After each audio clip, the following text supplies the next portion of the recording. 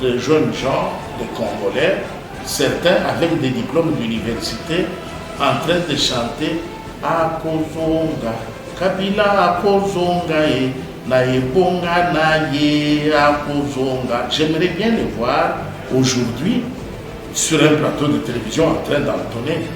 Aujourd'hui, je crois qu'il... Aujourd'hui, ce sont vos partenaires privilégiés. Je ne sais pas, là, on ne peut pas bien dire. Il a perdu 2 ans. Il est victime de 2 ans. On a arraché 2 ans sur son mandat par ceux qui sortaient de l'océan des antivaleurs. Tout a brisé l'impunité dans ce pays. Est-ce qu'on pourra se mettre du côté du texte, du côté du droit? C'est ça le côté du droit. Quelqu'un a mal fait, oui, convoqué. À un moment donné, le parquet de Matete était devenu très célèbre. Hein. Là, envoyé, oui. Maintenant, dites-nous combien on a récupéré, on a placé au trésor. Là, le peuple va applaudir. Beaucoup d'opportunistes sautent sur cette occasion-là pour présenter le président haï de l'UDPS, l'honorable Jean-Marc Kabound, comme quelqu'un qui est en inimitié avec le président de la République parce qu'ils rêvent, eux, d'occuper ce poste-là.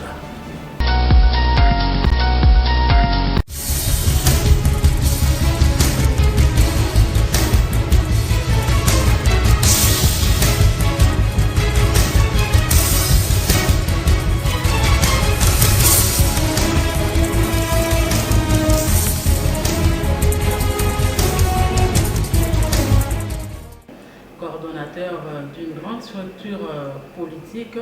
Ça fait 3 ans déjà, 19 janvier 2019, 19 janvier 2022, 3 ans, depuis que le président a pris et est entré en fonction. Il a fait la passation pacifique avec son prédécesseur, Joseph Kabila. D'entrée de jeu, quelle lecture faites-vous d'abord de ce geste, de cet acte-là de passation pacifique du pouvoir du jamais vu auparavant en République démocratique du Congo? Merci beaucoup, madame. Nous avons assisté pour la première fois depuis l'accession de notre pays à l'indépendance à quelque chose d'inattendu. D'inattendu parce que nous avons eu notre indépendance sous tension. La toute première république dirigée par son excellence Joseph Kasavubu avait hérité d'une situation qui était financièrement bonne mais socialement minée par les calculs des colons. Ce qui fait que la tâche n'était pas facile. Vous avez vu, quelque temps après, la tentative ségrégationniste de Moïse Tchombe dans le Katanga, d'Albert Kalonji dans le Kasaï. C'était une situation un peu agitée pendant que les Européens étaient occupés à fragiliser les nouvelles institutions d'un jeune État. Les Américains surgissent avec Mobutu qui fait le coup d'État. On ne pouvait pas assister à une alternance.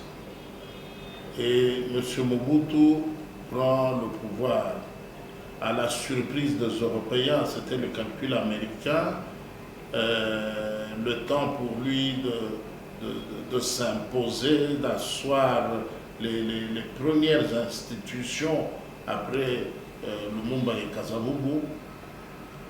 Mais il avait quelle formation? Il était téléguidé. C'était une marionnette placée qui obéissait du cheveu à l'orteil au calcul des Américains, mais quand même, au nom de la nationalité congolaise,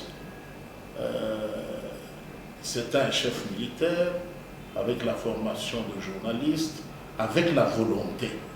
C'était l'arme vu qu'il était poignardé dans le dos parce qu'il a longtemps servi les puissances occidentales qui ont amassé des millions, des milliards dans ce pays avec l'aide du maréchal. Ils l'ont lâché comme une mangue pourrie, une ingratitude que l'histoire va retenir pendant très longtemps.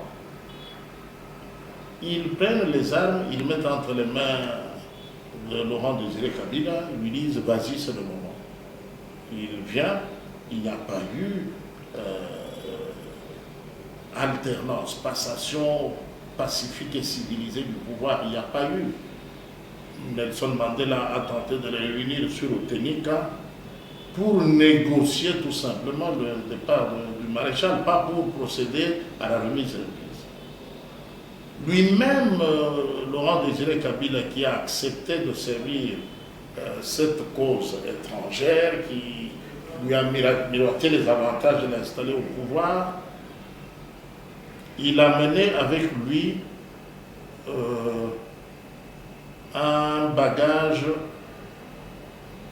dont il ne maîtrisait pas le contenu, parce qu'on lui a imposé l'Ouganda de Museveni, le Rwanda de Kagame, la Tanzanie, ainsi de suite, comme ceux qui pouvaient l'aider au lieu d'amener les troupes étrangères.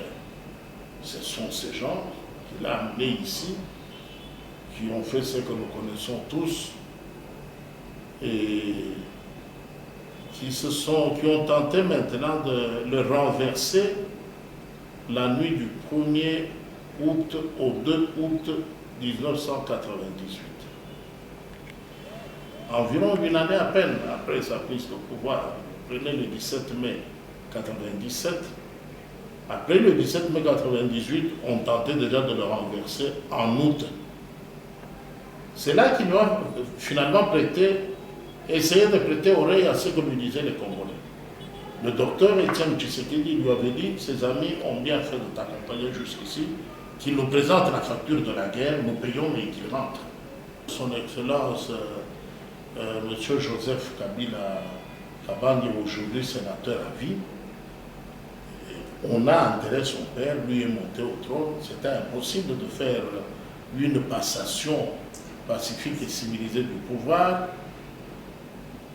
Et lui est arrivé au pouvoir après la mort de son père en 2001.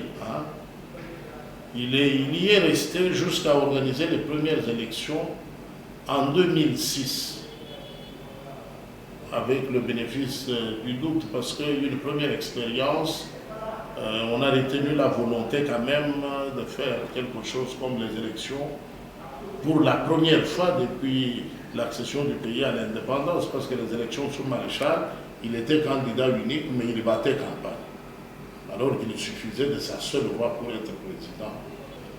Contre cette montée de la tension dans l'opinion, dans toute la population, il n'y avait pas d'autre choix que d'organiser les élections, bien qu'en 2018, porté main haute par le descendant du Sphinx, Excellence, Monsieur le Président de la République, Félix Antoine Tshisekedi Tshilombo. Étant donné que son prédécesseur, le sénateur à vue, Joseph Kabila, a fini par céder aux attentes du peuple, c'était un signe de très bonne foi, un signe que l'histoire retiendra en lettres d'or. Parce que c'est un jeune à fleur d'âge, qui nourrissait des ambitions, qui pouvait s'éterniser. En Afrique, nous avons vu, nous avons les exemples de beaucoup de présidents qui font des manœuvres pour se maintenir au pouvoir et qui y sont. Joseph Kabila n'était pas né et il était déjà président de la République. Joseph Kabila devient chef de l'État, c'est leur homologue. Il finit ses exercices, il les a laissés là au pouvoir. Ce sont ces caciques-là, quand on a annoncé par la CENI le résultat provisoire qui devait être confirmé par la haute cour, ce groupe de ces chefs-là s'est réuni rapidement pour dire qu'il préparait de venir à Kinshasa, qu'on sursoit d'abord à annoncer les résultats en attendant qu'ils viennent. Et comme Joseph Kabila savait très bien pourquoi il venait, il s'est passé de leur avis. La haute cour a prononcé les résultats confirmant le nouveau président, son Excellence Félix-Antoine Tshisekedi. Alors cet acte qui a permis la remise et reprise pacifique, assistée par le peuple, applaudie par l'opinion nationale et internationale, est une grande première dans l'histoire de notre pays. Ça, M. Kabila restera inoubliable. Très bien. Inoubliable, M. Bergman se fait un bon historien. Voilà, maintenant 3 ans, vous êtes entré aux affaires, l'Union, la majorité, vous êtes au pouvoir. Quel bilan pour le président de la République sur le plan social, diplomatique et autres? Merci beaucoup, madame. Après la passation pacifique et civilisée du pouvoir, nous avons fait face à des grandes innovations. D'abord, nous avons eu sur le fauteuil présidentiel un président qui n'avait pas de délai de grâce. Un président sans majorité au Parlement. Un président obligé de composer avec une majorité hostile. Le décor est d'abord celui-là. Dans ce contexte, Son Excellence, Monsieur le Président de la République, a pris conscience qu'il fallait une coalition plutôt qu'une cohabitation. La coalition, il fondait ses espoirs sur l'impulsion que lui-même allait donner, parce que le poisson commence toujours à pourrir par la tête. Voyons, sous un nouveau leadership, si ces gens ne peuvent pas changer. C'est ce qui a justifié la coalition FCC Cash.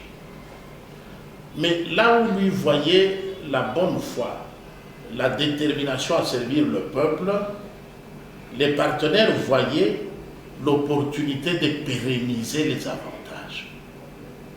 C'était ce qui a semé la pagaille dans cette coalition. Vous ne pouvez pas marcher. Oui, vous ne pouvez pas marcher ensemble dans les sens opposés. Non, c'est compliqué. On ne peut pas évoluer dans les sens opposés. Non, non. Pas ensemble, en tout cas. Tout ce que Son Excellence, Monsieur le Président de la République, a essayé de faire pour faire entendre raison à ses partenaires de la coalition. Les partenaires de la coalition étaient vraiment en dehors du contexte de l'histoire. L'histoire a changé. Eux pensaient que c'était un maquillage. Vous avez vu des jeunes gens, même certains qui ont des diplômes, parce que c'est très compliqué de les appeler des intellectuels. Moi, je me réserve beaucoup. Nous avons vu des jeunes gens, des Congolais, certains avec des diplômes d'université, en train de chanter Akozonga, Kabila Akozonga et Naebonga Naye Akozonga. J'aimerais bien les voir aujourd'hui sur un plateau de télévision en train d'entonner. Aujourd'hui, je crois qu'ils... Aujourd'hui, ce sont vos partenaires privilégiés. Je ne sais pas, là aussi, à boire et à manger. Je crois que ces gens, leurs enfants leur poseront la question. Quand ils verront les images des papas chanter, derrière un président qui a épuisé ses mandats, à Kozonga, Naibonga Raye. J'aimerais qu'ils expliquent à leurs enfants ce qui fondait leur motivation. Ils sont tellement nuls qu'ils ne se voient pas, eux, exercer les fonctions exercées par le sénateur à vie. Comme ça, pour eux, Dieu, c'est le sénateur à vie. Sans Dieu, on ne peut pas vivre. Et donc, jusqu'à ce pas parler bilan, le président de la République n'avait pas encore commencé à travailler. On ne peut pas bien dire. Il a perdu 2 ans. Il est victime de 2 ans. On a arraché 2 ans sur son mandat par ceux qui sortaient de l'océan des antivaleurs. Il n'était pas encore séché, c'est fraîchement imbu des antivaleurs, qu'ils étaient là en tant que partenaires et du plus blanc que la neige pour dire bon, maintenant nous gérons ensemble. 2 ans, 24 mois se sont écoulés. C'est quand le président de la République se rend compte que ces gens sont résolument décidés à agir comme pesanteurs. Sans m'en débarrasser, je ne peux pas avancer. Il a eu cette pensée magique de créer le bateau du salut, l'union sacrée de la nation. Il y a une nuance, pas l'union sacrée pour la nation, de la nation. La nation, c'est une union sacrée, consacrée à servir le peuple. Alors, tout de suite, nous avons vu l'immigration de ceux qui ont quitté l'océan des antivaleurs, qui prennent conscience que tout est perdu. La seule façon de préserver les quelques privilèges, les quelques avantages que nous avons, c'est de nous présenter comme des agneaux au nouveau pouvoir, qu'ils sont venus à tour de rôle grimper dans ce bateau, au point de vider le panier du sénateur à vie, qui était étonné du comportement de l'homme politique congolais. Mais là, dans un nouveau contexte. Ça vous frustre, hein, cette arrivée massive? Non, cette arrivée massive, par contre, est un argument de taille. Parce que, au lieu de nous attendre à voir ces arrivistes passer aux affaires et décevoir, non, c'est de la ceinture du chef de l'État, des collaborateurs qu'il s'est choisis légitimement, en toute liberté, sans influence de ceux qui viennent des antivaleurs. C'est de là que les remous sont sortis. Pour la plupart venus de la diaspora, au moment de leur arrivée sans adresse à Kinshasa. Aujourd'hui, on en parle comme des millionnaires. Ils sont dans tous les coups, cités dans tous les marchés, dans les commissions, dans les chantages qu'ils font aux paisibles citoyens et opérateurs économiques. Je suis collaborateur du chef de l'État, j'étais à l'audience, toi tu me dis quand le chef m'a dit, et ça devient un motif de tracasser les paisibles citoyens, d'arracher, je ne sais pas comment appeler cela, en fait c'est pour dire le retour de ceux qui sont venus nous a montré la volonté de servir la nation.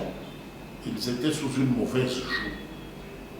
Ils en ont pris conscience. Il y a que les imbéciles et les morts qui ne changent pas. Ils sont revenus. C'est vrai que tout le monde n'est pas parfait.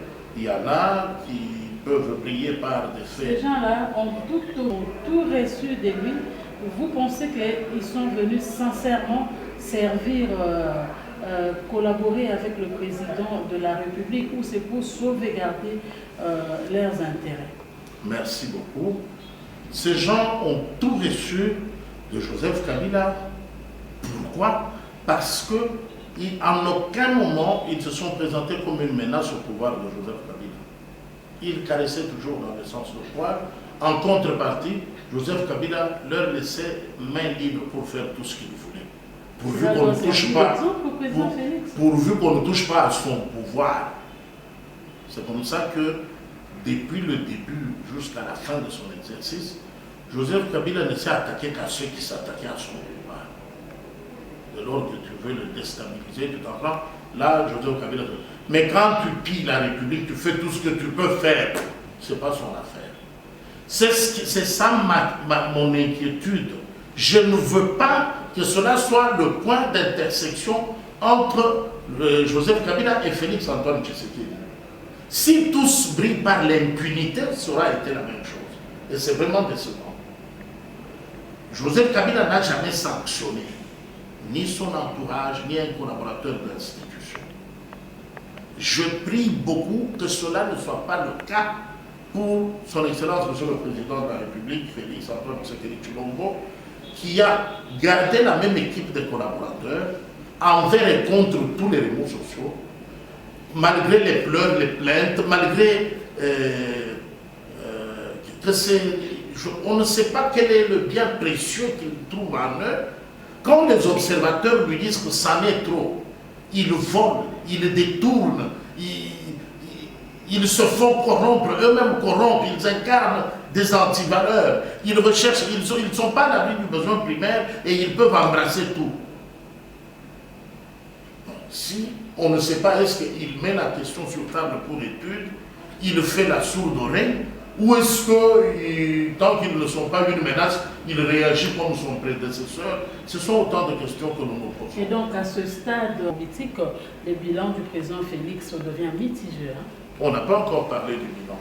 Nous sommes encore dans les contours pour expliquer le contexte. Maintenant, pour parler bilan, vous avez vu que sans la pression populaire, nous n'aurions pas eu de passation pacifique et civilisée du pouvoir. Nous n'aurions pas assisté à une alternance. C'est cette population-là qui donne des alertes. Ce peuple-là, que l'on veut placer au premier plan, le peuple d'abord, c'est ce peuple qui lance l'alerte, qui dit « Attention, la cour est infiltrée. Il y a des mauvaises herbes qui poussent dans le champ et qui prennent de la taille. » Si nous pouvons gracier les 2 ans co-gérés par le FCC-CACH, à partir de la création de l'Union sacrée, les valeurs changent, les valeurs d'appréciation changent. Je notais que nous avons assisté pour la première fois à l'avènement d'un chef d'État sans période de grâce, parce qu'aussitôt qu'il est venu, nous l'avons vu prendre des mesures fortes, fermer les cachots privés, libérer les prisonniers politiques, faciliter le retour des exilés, annoncer la gratuité de l'enseignement, concevoir et déclencher le programme de ces 100 premiers jours, des très belles ambitions, toujours entre 2-3 avions pour remettre sur la scène internationale la République démocratique du Congo dans son rôle naturel. Aujourd'hui, c'est vrai, la République a refait sa crédibilité, bien que l'on pointe toujours du doigt que la corruption se porte très bien. Aujourd'hui, la gratuité de l'enseignement est d'application. Bien qu'il y ait des gens, des individus qui prétendent parler comme des pasteurs, mais qui finalement roulent pour leurs propres intérêts, en se maquillant, en se déguisant comme s'ils défendaient la cause populaire.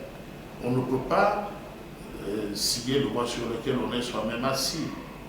Ils sont confortablement installés. Vous avez écouté le rapport de ceux qui étaient dans la Commission nationale des parents, qui a des églises dont les chefs arrivent à se taper au-delà de 10 millions.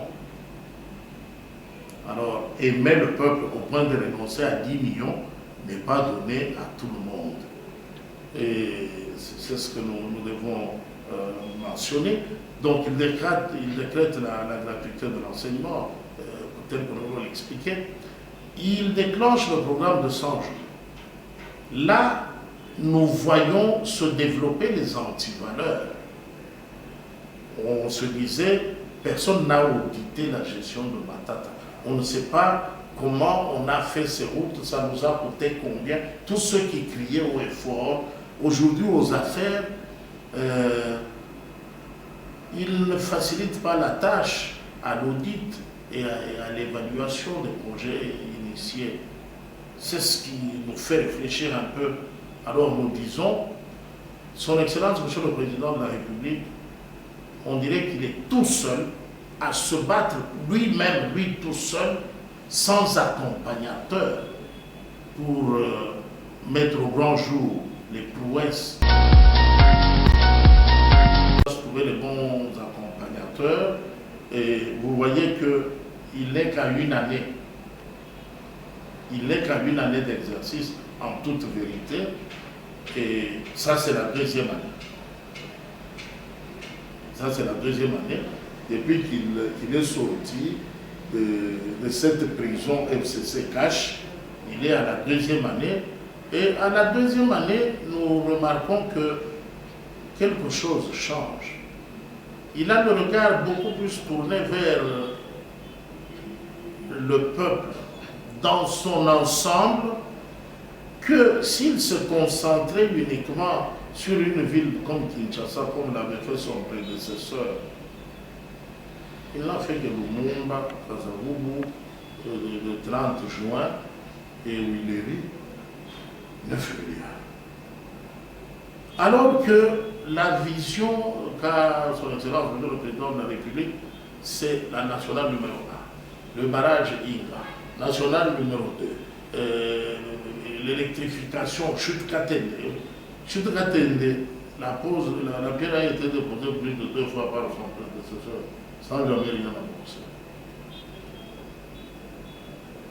Maintenant, le regard qui peut lire autrement la situation a besoin d'une lumière. La lumière, elle est de quelle couleur? Allons-nous copier la même couleur qu'avait allumé le prédécesseur, la couleur de l'impunité? Parce que c'est ça le mal dans notre pays. Le non-respect des textes. Très bien. Et quand on ne le respecte pas, on fait quoi? On ne fait rien. C'est là le problème, c'est là que moi j'attends le président de la République. Parce que au nom du principe de l'acte contraire, celui qui nomme révoque. Vous nommez en fonction de certains critères, parce qu'ils ne sont pas là, ces critères-là, vous révoquez. Or, vous ne révoquez pas, ça veut dire vous les voyez. Eh bien, nous on attend l'impact sur le terrain. Nous on attend le résultat. C'est ça le problème. Est-ce qu'on arrivera un jour à briser l'impunité dans ce pays? Est-ce qu'on pourra se mettre du côté de texte, du côté du droit? C'est ça le côté du peuple. Quelqu'un a mal fait, oui, convoqué. À un moment donné, le parquet de Matete était devenu très célèbre. Hein? Là, on voyait, oui. Maintenant, dites-nous combien on a récupéré, on a placé au trésor. Là, le peuple va applaudir. Il ne suffit pas d'arrêter les gens. C'est offrir un spectacle et puis on les relâche sans nous dire qu'est-ce que la République a gagné, parce qu'arrêter quelqu'un coûte déjà l'argent. Le garder en prison coûte l'argent parce qu'il faut le loger, le nourrir, prendre soin de lui pour qu'il ne meure pas. C'est un aspect très négatif. Mais non, on fait dépenser à l'État l'argent pour quelqu'un qui a dépouillé l'État de ses moyens. Et in fine, on n'informe pas l'opinion suffisamment du gain qu'on a eu dans cet exercice. Là, je reste sur ma soif, je suis désolé.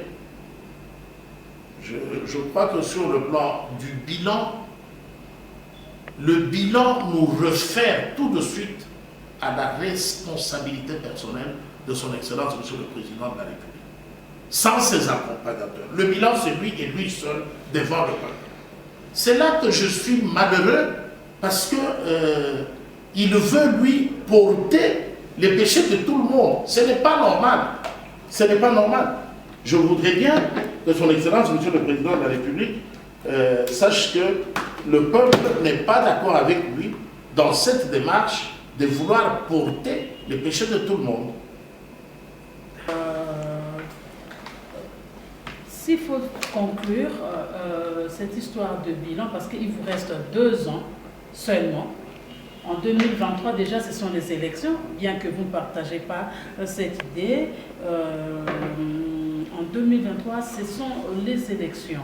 S'il faut conseiller le chef de l'État, s'il faut demander quelque chose au chef de l'État, qu'est-ce que vous demanderiez, vous, Monsieur Congo?